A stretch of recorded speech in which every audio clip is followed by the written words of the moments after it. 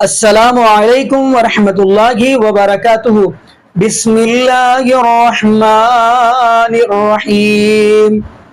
ناظرین، آج ہم ویڈیو تو آپ کو دکھائیں گے ڈاکٹر طاہر القادری کی۔ ان کا آئے دن ہم سنتے ہیں نئی نئی باتیں نکلتی ہیں۔ اب وہ کہہ رہے ہیں کہ قوالی سننا بھی جائز ہے۔ دلیل کیا دے رہے ہیں؟ کہہ رہے ہیں کہ نبی پاک صلی اللہ علیہ وسلم جب مدینے آئے تو انصار کی بچیاں نکلیں اور انہوں نے ترانہ پڑھا اور انہوں نے کہا تعالی البدر علینا۔ یہ آپ کو ناظرین آپ نے سنا ہوگا۔ ساتھ انہوں نے دب بجائی، تو اس سے مراد ہے کہ یعنی کہ قوالی بھی جائز ہے، ٹھیک ہے، معاذ اللہ، استغفر اللہ۔ تو آئیے ناظرین، پہلے تو ہم ان کے جملے سنتے ہیں، تو پھر انشاءاللہ اسی والا سے ناظرین ہم بھی گفتگو کریں گے۔ تو آئیے ناظرین مل کے ویڈیو دیکھتے ہیں۔ حدیث پاک جو سنا رہا ہوں، یہ دو اور بھی ہیں، مگر یہ ایک ایسی آیت ہے جس سے میں سما کی اصل کو اخذ کرتا ہوں۔ ایک چیز ہوتی ہے ہیئت، کسی چیز کی حالت، اس کی ہیئت اور حالت میں کئی چیزیں شامل ہوتی ہیں، وہ ایک الگ موضوع ہے۔ اس ہیئت اور حالت پر گفتگو نہیں کر رہا۔ جو اس کی ہیئت ہے اور حالت ہے، اس پر میں نے ایک 1000 صفحے کی کتاب لکھی ہے، سما پر اور اس کے اندر وجد پر اور رقص و سرور پر۔ وہ حدیث پاک کی کتاب ہے، وہ بھی چھپی نہیں ہے، وہ مطبوعات کے جو زیر طبع کتب کے سلسلے میں پڑھی ہوئی ہے اپنی باری کے انتظار میں۔ لیکن جو اصل ہے، روٹ سما کی، وہ اس آیت کریمہ سے اخذ کرتا ہوں، اور آگے ایک حدیث پاک آ رہی ہے، اس میں آقا علیہ السلام کا حکم ہے، فرمان ہے، تو اس سے اخذ کرتا ہوں۔ اس لیے میں اپنا مشرب وسیع رکھتا ہوں، جس میں تمام اذواق کی، ہر قسم کے ذوق کی نہ صرف گنجائش ہوتی ہے بلکہ اس کی ضرورت ہوتی ہے۔ دین جامع الاذواق ہے، دین تمام قسموں کے اذواق، ذوق جو ہوتے ہیں، ان کا مجموعہ ہے۔ آیت کریمہ یہ اللہ رب العزت نے فرمایا، اعوذ باللہ من الشیطان الرجیم، الذین یستمعون القول ویتبعون احسنہ۔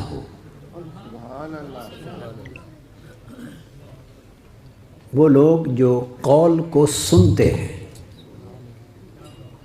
قول قوالی کا مادہ ہے، قال یقول قول، اس قول سے قوالی نکلی ہے، قوال قول سے نکلا ہے۔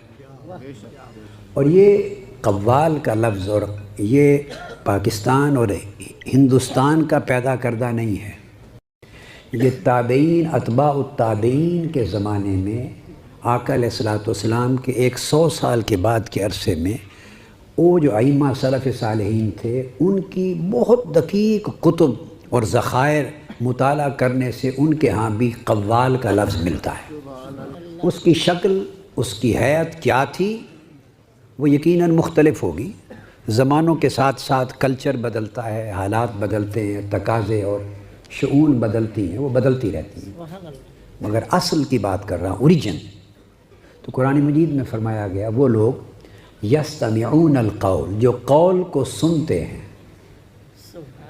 قول کو سنتے ہیں۔ عام مفسرین نے جو ائمہ تفسیر ہیں، انہوں نے یہاں القول سے مراد قرآن مجید لیا۔ میں اپنے آپ کو چونکہ مفسرین ہوں، محدثین ہوں، فقہا ہوں، مجتہدین ہوں، ائمہ ہوں، اسلاف اور اکابر ہوں، ان کا ایک ادنا سا شاگرد، اکتساب فیض کرنے والا اور ان کے علم کی دھول سے برکت لینے والا، یہی کچھ سمجھتا ہوں۔ ہمارا نہ یہ دعویٰ ہے نہ یہ حقیقت ہے کہ ہم ان کے مرتبے کے لوگ نہیں ہیں، ہم اکتساب فیض کرنے والے ہیں۔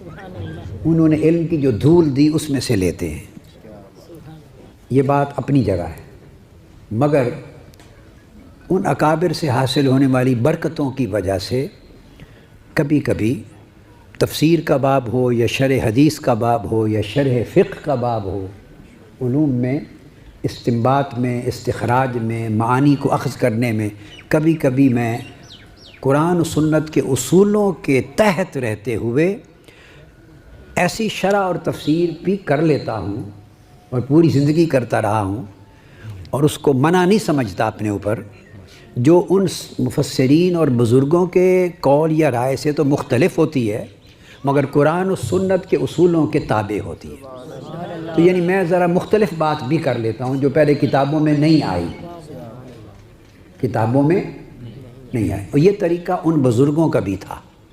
وہ اپنے سے پہلے دوروں کے بزرگوں سے بھی مختلف نئی بات کرتے تھے۔ اگر نئی بات کرنا روک دیا گیا ہوتا تو علم کبھی آگے ہی نہ بڑھتا۔ اب جب شیخ اکبر کو پڑھیں تو ایسی ہزاروں لاکھوں باتیں وہ کہتے ہیں جو ان سے پہلوں نے نہیں کہی تھی۔ اسی طرح عدد پہ گننے لگیں تو سینکڑوں اکابر ہستیاں ایسی ہیں جنہوں نے ایسی باتیں کہیں جو ان سے پہلے بزرگوں نے نہیں کی تھیں، کیونکہ نئی بات کہی تو نئی بات کہنا گستاخی نہیں ہوتی اور بزرگوں کے معمول کے بھی خلاف نہیں ہوتا، چونکہ ان کا اپنا عمل بھی ایسے رہا۔ اور یہ آقا علیہ السلام کا معجزہ ہے، یہ آقا علیہ السلام کا معجزہ کہ حضور کے دین میں سے ہر دور کے مطابق نئی سے نئے موتی اور جوہر اور ہیرے نکلتے رہیں گے اور نکلتے رہیں گے، بڑھتے رہیں گے۔ یہی آقا علیہ السلام کی عطا کردہ علم کا دوام ہے، یہ معجزہ ہے آقا علیہ السلام۔ تو میں نے اس لیے یہ بات کہہ دی کہ جو میں آگے کہنے لگا ہوں اس سے کسی کو صاحب علم کو یہ مسئلہ پیش نہ ہو جائے کہ یہ تو کسی نے یہ لکھا ہی نہیں ہے تو یہ کیا بات میں نے نکال دی۔ اس لیے میں نے کہا کہ مفسرین نے عام طور پر الذین یستمعون القول سے مراد قرآن مجید لیا ہے، تو وہ تفسیر حق ہے، وہ تفسیر اس کو ہم پہلے نمبر کے پہلے درجے کی تفسیر کا رتبہ دیں گے، وہ پہلے درجے کی ہے۔ تو ہر کوئی بھئی پہلے درجے میں تو نہیں نا پاس ہوتا، کوئی سیکنڈ ڈویژن میں بھی ہوتا ہے، کوئی تھرڈ ڈویژن میں بھی ہوتا ہے، پاس تو اس کے بعد بھی ہوتے رہتے ہیں نا۔ تو یہ تفسیر فرسٹ گریڈ کی ہو گئی تو اس کے بعد بی گریڈ کی بھی تو گنجائش پاس ہونے والوں میں ہی ہے نا، اور سی گریڈ کی بھی گنجائش پاس ہونے والوں میں بھی ہے جی۔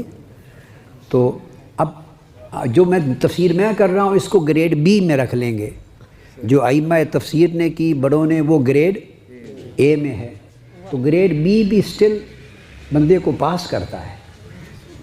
تو اب الذین یستمعون القول، اب میں وجہ بھی سمجھاتا ہوں کہ کیوں میں نے اس کو سما کی اصل بنایا، کیونکہ آگے کلمہ آیا ہے وہ لوگ جو قول کو سنتے ہیں فَيَتَّبِعُونَ أَحْسَنَهُ، احسنہ مضاف مضاف الیہ ہے کہ اس میں سے جو بہتر ہے اس کی پیروی کرتے ہیں۔ سبحان اللہ۔ بزرگوں کا ادب قائم ہو تو ان کی تفسیر درجہ اول میں ہو گئی، ہم تو نیچے درجے کی کر رہے ہیں تفسیر۔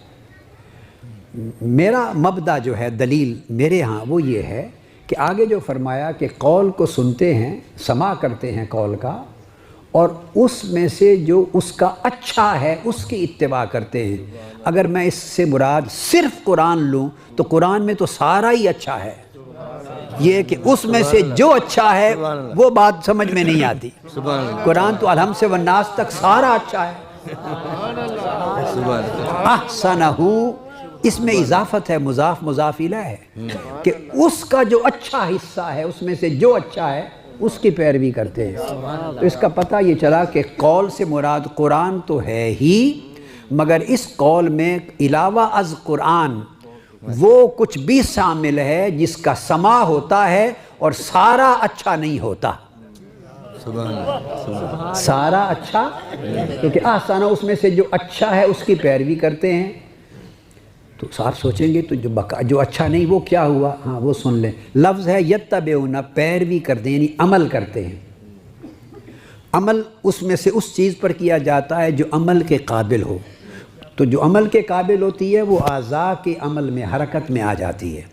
تو کچھ عمل کے لیے جو ہوتا ہے اس پہ عمل کر لیتے ہیں، کچھ ذہن میں رکھنے کے قابل ہوتا ہے اس کو وہاں رکھ لیتے ہیں، کچھ دل کو ذوق دینے کے قابل ہوتا ہے وہ دل کو ذوق اور کیف دے دیتے ہیں، کچھ جھومنے اور سرور لینے کے قابل ہوتا ہے اس سے کیف و سرور لے لیتے ہیں، جو حصہ عمل کے قابل ہوتا ہے اس کی عملاً پیروی کرتے ہیں۔ تو اس کو مبدأ استدلال کہتے ہیں۔ اس کی وجہ سے میں جو سماع ہے تو سماع احسن، تو اس کی اصل میں اس آیت سے اخذ کرتا ہوں۔ یہ تو ایک بات ہو گئی۔ اب حدیث پاک، اگر حدیث پاک سے تائید مل جائے قرآن مجید کا ایک مفہوم کسی مفسر نے، کسی نے اخذ کیا، قرآن مجید کے کسی طالب علم نے اخذ کیا اور اس کی تائید پھر حدیث سے اس کی اصل کی مل جائے تو وہ پھر اخذ کیے ہوئے مفہوم کو اور تقویت دیتا ہے۔ تو صحیح بخاری شریف میں ہے اور مسلم شریف میں بھی متفق علیہ حدیث ہے۔ عید کے دن تھے، آقا علیہ الصلوۃ والسلام گھر میں چادر مبارک تان کے لیٹ کے آرام فرماتے، سوئے نہیں تھے، لیٹے ہوئے دراز تھے۔ حضرت ام المومنین سیدہ عائشہ صدیقہ رضی اللہ تعالیٰ عنہ کی خدمت میں قبیلہ انصار کی انصاری کچھ بچیاں آئیں 2 اور دف بھی ساتھ لائیں۔ تو وہ انصار کے تاریخی نغمے، انصار کی تاریخ کے بعاث کے، ان کی جنگیں ہوتی تھیں تو جمع مردی شجاعت کے نغمے اور ان کے ایک ثقافتی کلام تھے، وہ پڑھ رہی تھی، ان کو گا رہی تھی اور دف بجا رہی تھی، اور حضرت عائشہ صدیقہ رضی اللہ تعالیٰ عنہ سن رہی تھی، اور آقا علیہ الصلوۃ والسلام چارپائی پہ چادر اوڑھ کے آرام فرماتے۔ اتنے میں سیدنا صدیق اکبر رضی اللہ تعالیٰ عنہ آ گئے۔ آپ نے جب دیکھا ان کو گاتے اور دف بجاتے تو آپ ناراض ہوئے، اور ناراض ہو کے فرمایا کہ حضور علیہ السلام کا گھر اور یہ شیطانی مزامیر، یہ گانا بجانا آقا علیہ السلام کے گھر میں، شیطانی گانا، یہ لفظ بولے۔ وہ ڈر گئیں، انہوں نے دف بند کر دی اور چپ کر کے سہم کے بیٹھ گئیں۔ جب اتنی بات ہوئی تو آقا علیہ السلام نے کپڑا چادر مبارک چہرہ اقدس سے ہٹا لی اور مڑ کے دیکھا اور کہا ابو بکر، یہ ہمارے عید کے دن ہیں اور عید کے دن خوشی کے ہوتے ہیں، انہیں چھوڑ دو، مت روکو، پڑھنے دو۔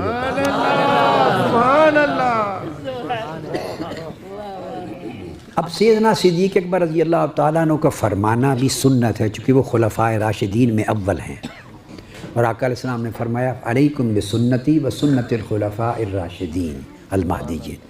تو انہوں نے جو کہا وہ بھی حضور کی سنت کا حصہ ہے، وہ بھی سنت ہوا۔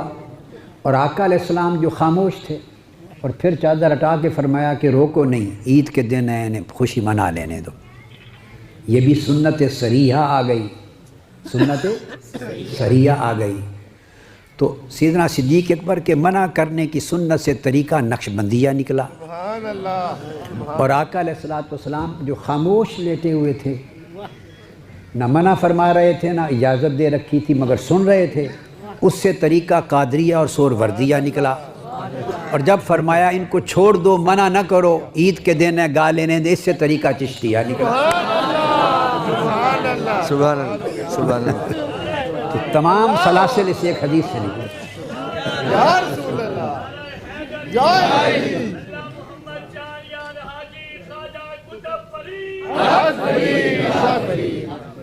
تمام سلاسل اسی حدیث پاک سے نکلے۔ وما علینا الا البلاغ۔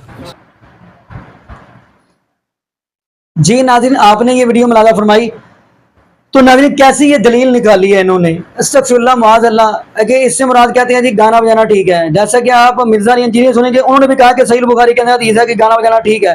تو ناظرین کیوں نہیں آپ سورہ لقمان کی دوسری آیت پڑھتے؟ اس کے اندر تو صاف صاف اللہ پاک نے منع فرما دیا۔ سورہ لقمان کی دوسری آیت پڑھیں گے تو اس کے اندر صاف اللہ پاک نے اس چیز سے منع فرمایا۔ تو ناظرین جب کہ اس چیز کو موسیقی گانا یہ تو ویسے ہی حرام ہے، اور دوسری بات یہ بھی کہتے چلیں، اور کچھ لوگ یقین مانیے آپ دیکھیں گے صبح صبح قرآن پاک کی تلاوت چلانے کی بجائے صبح صبح قوالیاں چلا دیتے ہیں۔ اگر آپ احکام شریعت احمد رضا خان بریلوی کی نکالیں گے، جبکہ انہوں نے سخت بڑے جملے استعمال کیے ہیں، کہتے ہیں جو قوالی لگاتے ہیں تو معاذ اللہ استغفر اللہ، وہ تو ایسے ہیں جیسے وہ اپنی ماں کے ساتھ برائی کرتے ہیں۔ تو ناظرین حیرانگی والی بات ہے، قرآن پاک کی تلاوت چلانے کی بجائے قوالیاں چل رہی ہیں، معاذ اللہ استغفر اللہ۔